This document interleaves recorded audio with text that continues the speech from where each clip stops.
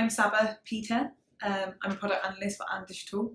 Where did you grow up and where did you go to school, college and university? So I grew up in East London. I was actually born in Bradford, came to London. My family moved to London when I was 3 years old. We went to Beale High School, which is in Ilford. I went to UCL. So I studied biochemical engineering and I did a master's degree in that too. What did your parents do for a living? Well, my dad started off as a driving instructor and then he moved into the restaurant business and opened up a chicken shop in Walthamstow, so one of the first by Walthamstow College, if you know it. Now he owns a DIY store. And my mum was also mostly a housewife, and then once all her children grew up, she became a driving instructor part-time. What was your favourite subject at school? I didn't have a favourite subject. I think I hated everything. I hated everything. Just didn't want to be there. What was your least favourite subject at school? I think it was RE, just because the worst teachers. Did you always know you wanted to study engineering?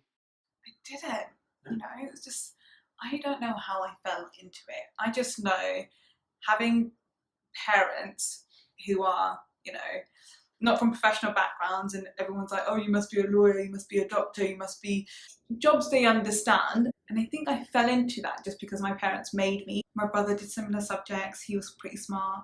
I was like, oh, well, he seems to be enjoying his subjects. I can do the same. So I did the same. And I didn't want to do it. I really hated all those subjects. I didn't have anyone to help me and understand, the degree you do isn't the job you have to do. What did you do after studying?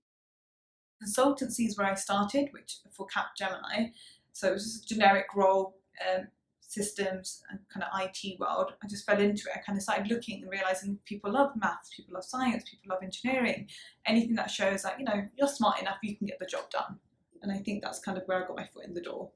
And AndDigital, again, I only found because I had a contact who came into this company. It was building products that were core in digital and, really trying to push the boundaries. And that's what I wanted to do. I wanted to be in a tech space where I was working on digital products that were going to benefit our clients, benefit customers' experience, because I wanted to make people happy by using tech. Are there other ways of becoming a product analyst? There's so many options out there now, so many other paths to get into this job. You can, apply for academies, loads of academies that spend 4 months just helping you learn to develop how to code and become an engineer. And a company like ours love hiring people. You don't need a degree. They will hire you if you can prove to them you can do the job. There's so many courses out there that teach you coding and all of this, great stuff that you don't have to be part of the university world. What makes a good product analyst? Someone who just loves solving problems, who can talk to people, help them figure out the route they're trying to take to solve their problem. What does a typical day in the life of a product analyst look like?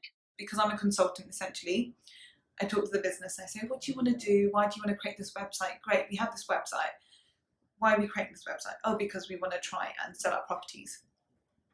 Okay, you're trying to sell your properties. Why are we trying to sell it? What kind of people are your target market? Really try and get an understanding of what they're trying to do. So I have workshops, what we call, and we just sit and, have a structured day of trying to answer these questions. And we, have basically a whole wall full of answers essentially is what we're trying to get to.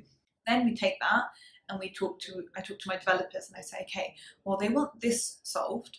How do we do that? Can you do this? And we can sit with the designer who designs a website. Designer goes away and they create a website. They draw up a website of what it could look like. What are the best things about being a product analyst? I love solving problems. I love being challenged. I love working with the team. I actually love working with people, even when they're difficult. I love working with the client and sending the emotional journey. What are the 3 most difficult things about being a product analyst? Working with people, working with a client, and always being on edge. How much do product analysts get paid? I'd say in London, the starting range is normally about 25 is when you start as a first year. And that can go up to, say, your 3 years experience, up to 40, 45. It really depends on the company, how big they are as well. What's the most senior position you can get to as a product analyst? The world is your oyster. There is no top. You can be an expert in your field, become the CEO if you want of your own product. What would you be if you weren't a product analyst?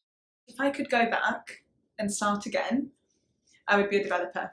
If you were smart and you're business minded, and you could do, you know, the developing and the coding, you could be your own boss any day.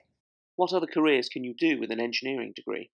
If I look at my friends, there are a whole range of friends that do consulting still, that do, you know, advisory roles, who have gone into publishing, and still have doctors, you know, doing PhD studies as well. There are data scientists as well. It's a massive range. I think really frustrating that my parents were right, that they made me do the science and maths degrees and then took me into biochemical engineering, because it was such a diverse role where I did biology, chemistry, maths, physics, that I could just take it anywhere I wanted. What are the working hours like?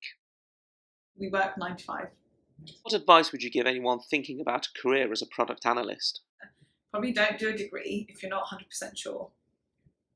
I think take a year out if you can afford it. Spend a year and actually really, really try and learn some code, see what's out there, and see what you enjoy. Never make enemies. Always, always. You never know who's going to become the next owner of Snapchat, you know, the next person who's running Airbnb. So always be good to everyone. Treat everyone with respect.